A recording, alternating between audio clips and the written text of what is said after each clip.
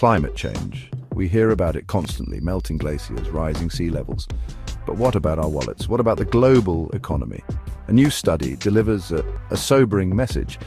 Climate change is not just an environmental issue, it's an economic nightmare in the making. The numbers are staggering. By the year 2100, global GDP could plummet by a jaw-dropping 40%. That's a loss of $40 trillion, a figure so large it's hard to even fathom.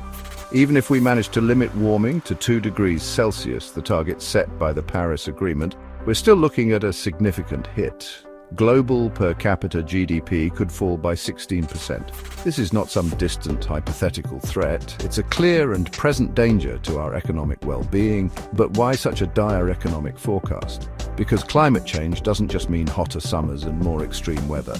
It means disruptions to global trade, supply chains, and financial markets.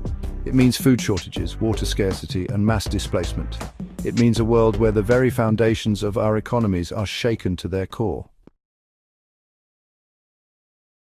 For years, traditional economic models have tried to predict the costs of climate change. But these models have a fatal flaw. They underestimate the risks.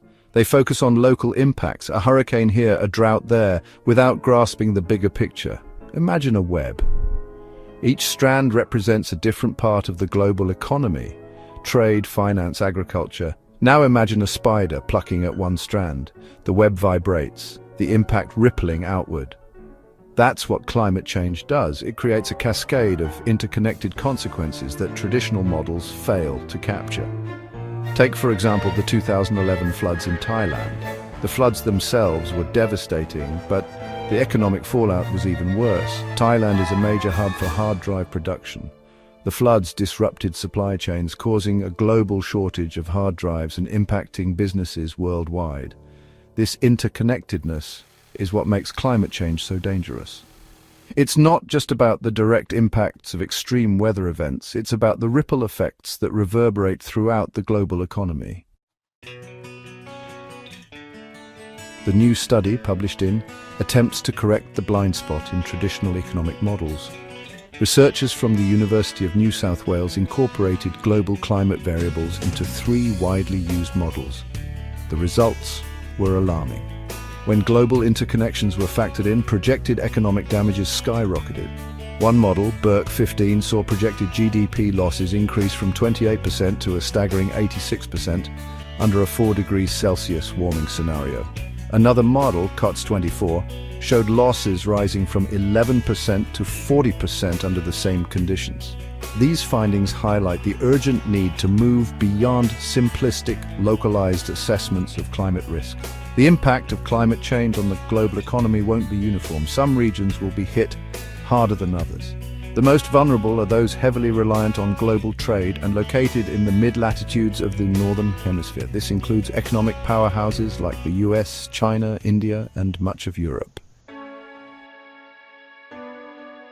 The new study's findings are a wake-up call. The 2 degrees Celsius warming limit, once seen as a safe target, is no longer sufficient.